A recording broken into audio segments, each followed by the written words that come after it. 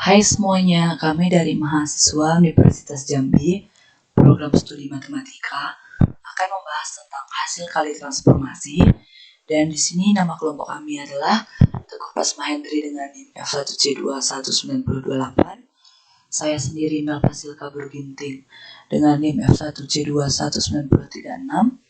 Dan Yemima Bibianti Berginting dengan NIM F1C21916. Di sini dosen pengampu kami adalah Ibu Cud Multahadah SPD MPD. Pertama, apakah definisi dari hasil kali transformasi? Pertama itu, andaikan F dan G dua transformasi, dengan F adalah pemetaan dari P menuju V, dan begitu pula dengan G.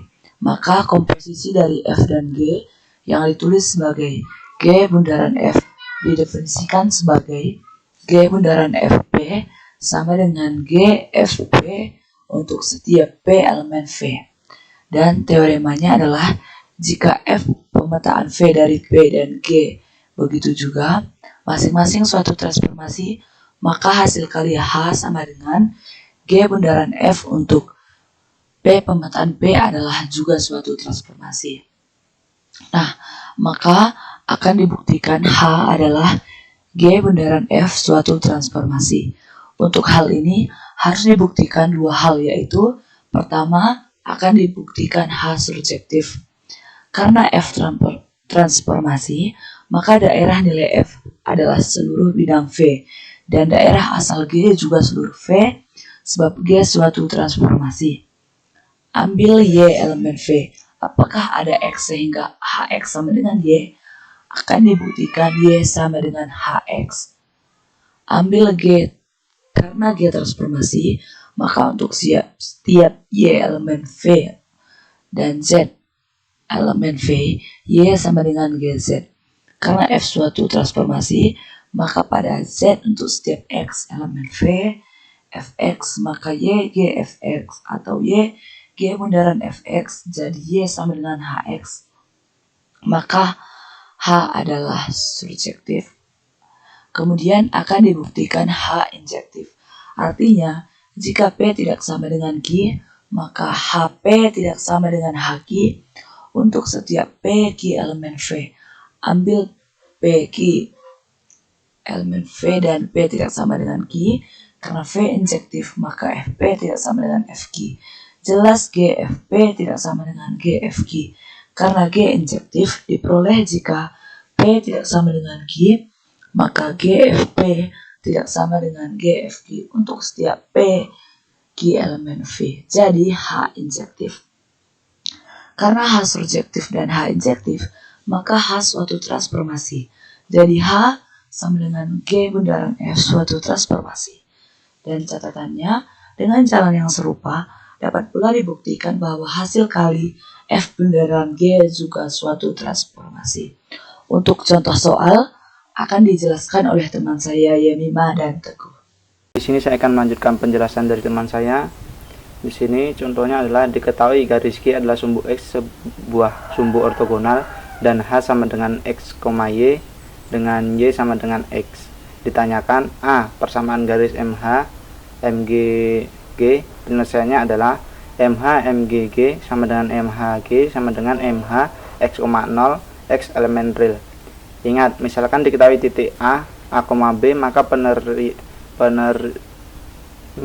A terhadap garis Y sama dengan X adalah A aksen sama dengan atau B, A. Jadi MH MG, G sama dengan 0,X X elemen R. Jadi diperoleh MH MGG adalah sebuah min Y, sumbu min Y, sebuah sistem sumbu ortogonal. Jadi persamaan garis MH MGG adalah X sama dengan 0. Yang B, P double aksen sama dengan MH kurung siku MGP dengan P sama dengan 0,3.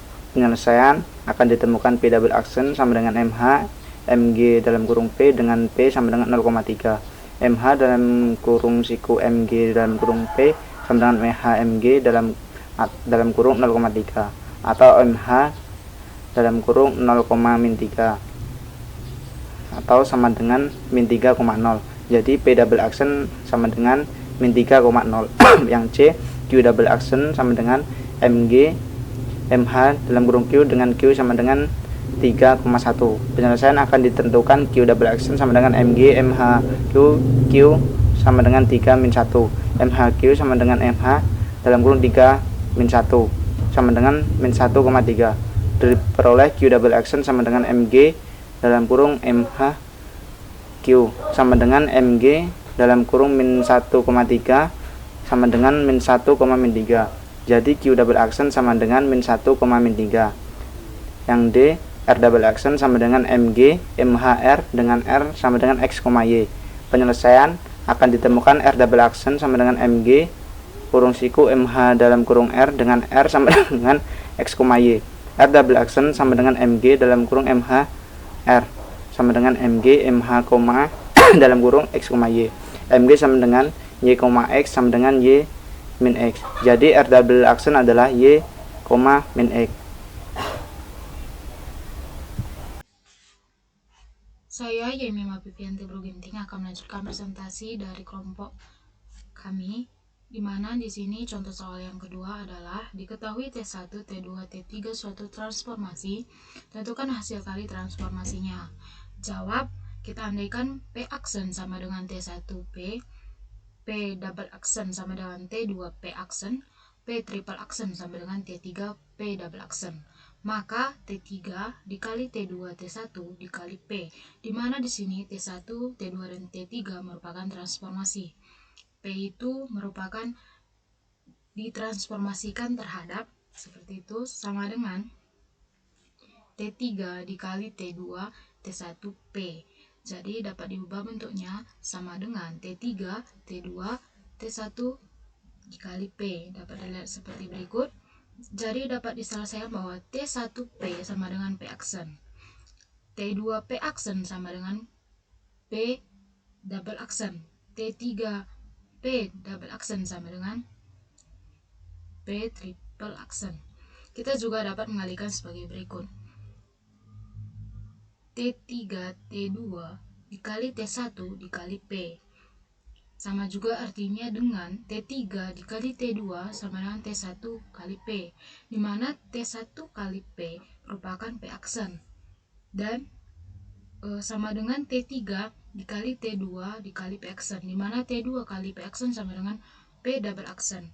T3 dikali P double aksen merupakan P triple aksen. Jadi T3 T2 T1 sama dengan T2 T2 dikali T1 sama dengan T3 T2 T1, sehingga hasil kali transformasinya bersifat asosiatif.